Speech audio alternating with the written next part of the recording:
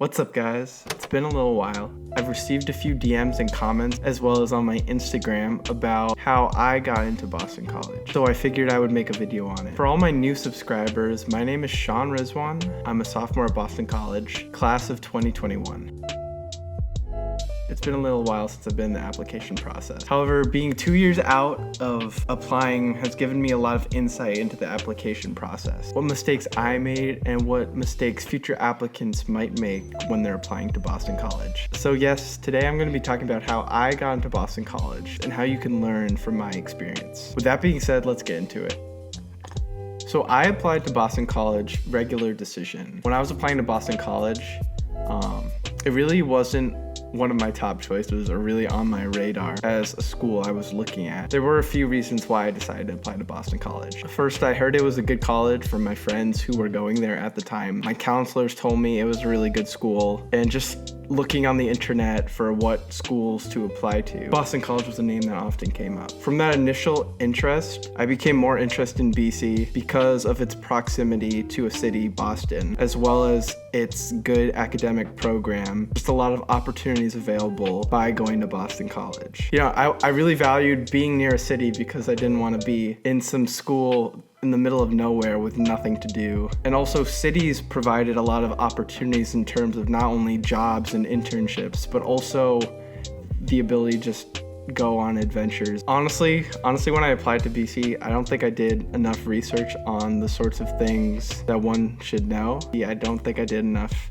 research on the school itself, but sort of just threw an application there, which probably made a lot of my application weaker because I didn't have a good understanding of what the school stood for. So I applied regular decision to Boston College along with about 10 to 12 other schools. The college process was pretty rough for me. I ended up getting to about 3 schools out of the 13 or 14 or so I applied to. Boston College was one of them, of course. When I applied, I honestly didn't expect to get in. After getting a bunch of rejections, I didn't know what to expect from Boston College.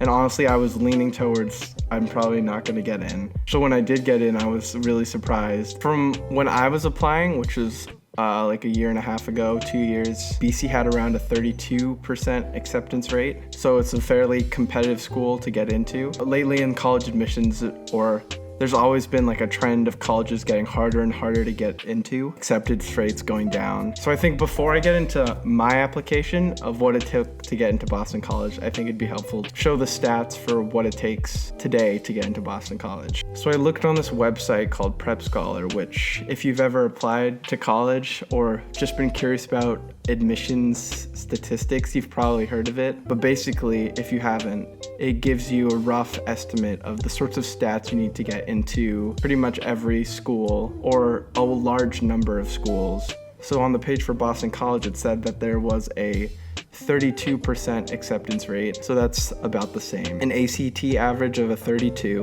and an average SAT of a 1405. So for the thing about Prep Scholar is that I think these numbers are very rough estimates, so definitely don't take them as fact, but definitely they can be a good marker for if you're like a reasonable marker, if you have like a good shot at getting into a school. So also I looked at Boston College released an article for my year, the class of 2021, about the statistics for our class and the sorts of scores needed. There was a page that said the SAT average was 1369, which is it's actually less than what Prep Scholar said. And for ACT, it said that the mean was a 32. So pretty similar to what Prep Scholar said. The thing about the numbers, these numbers can be good to see if you have a good chance of getting into these schools, because things like test scores do play a large role in your college admissions decision. However, I will note that, if you don't have the scores that these websites say, that doesn't mean that you should completely count yourself out. If you're like a few points under any of these numbers or even a little more, definitely don't give up on applying. I'll get more into that as I talk more about my own stats when I applied to Boston College. So in high school, I finished with a 3.7 GPA. That's a little bit under what Boston College looks for in accepting a student. I think the reason that it didn't matter as much was the fact that I went to sort of a competitive high school. I also took a lot of rigorous classes. I took about 10 APs in high school over the course of 4 years. The AP tests, I received mostly 4s, a few 5s, and a few 3s. And these APs varied in subject matter from European history to computer science to chemistry. I tried to take as many APs as I could, as many hard classes as I could to really challenge myself academically. And also, because in the back of my mind, I thought taking more hard classes would be more advantageous in the college process. So basically what I'm saying is that I had a very rigorous course load, so that sort of offset the fact that I had a lower GPA because I was taking very hard classes that I think I took probably more APs than the typical applicant. Looking back on my high school career and my GPA, I think I definitely would have liked to have a better GPA. I mean, 3.7 still is like very good, but I think the reason that my GPA wasn't like a 4.0 that all these schools expected was the fact that I was taking classes not for the sake of learning, but more for the sake of getting into a good college. And I wish there were some classes in high school I wish I took instead of just trying to cram as many APs into my schedule. Because I think I would have not only learned more and had a better time in my classes, but it also would have probably strengthened my application because it would have aligned more with the image that I wanted to project to these colleges and better define what I'm interested in. So I would advise anyone applying not to take hard classes just for the sake of putting them on your college application. I would advise anyone to instead choose classes that not only push you academically, but also that you're interested in. To not just choose classes that are hard for the sake of being hard. Not just choose classes for the sake of getting into a good college, but also things you're interested in. Find a balance between doing things that challenge you and things that you're interested in. I admit that GPA is like a huge factor in college admissions, but it's not the end all be all. Is that it's not like the end of the world if you don't have a 4.0, because you could balance that weaker GPA out with other areas that colleges look at. For my testing scores, I had a 34 ACT after taking it 3 times, and I had a 2180 SAT. That was the old SAT on my first try. I ended up submitting my ACT score. My ACT score was above the mean for Boston College, which definitely helped me a lot in being able to balance out having a weaker GPA. Definitely, if you can get those testing scores up, try to do that because it can balance out a weaker GPA. And also, again, similar to GPA, if your test scores aren't perfect or if you're below what you think you need, definitely try to balance it out in other areas. Also, I submitted 2 subject tests in Math 2 and Literature, which Math 2 I got a 740 and Literature 2 I got a 680. So these are they're like okay. I don't really know. I didn't do well on subject tests, but I believe that BC requires those. I think these definitely aren't as important as GPA or test scores. So if you have to work on something, definitely try to work on your testing and GPA. Definitely focus on those more than your subject tests. So for extracurriculars, so on the Common App, it gives you like 10 sections where you can fill out extracurriculars. And for me, I ended up filling out all 10 of them, which is something I don't recommend anyone does because first off, like 10 extracurriculars is a lot. And I think any college admissions person probably thinks that it's probably unreasonable for someone to write that. I mean, if you do have 10 extracurriculars, I mean, I don't know.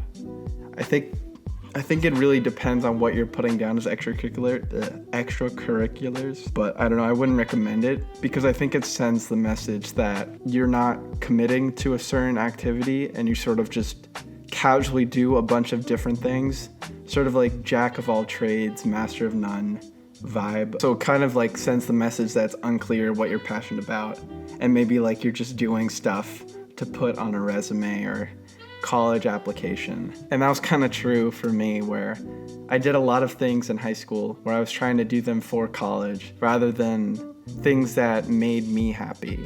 I mean, some of the things I did were things I was passionate about, but some of them were things I was just doing for college. In terms of the extracurriculars, the ECs, I'll just say EC.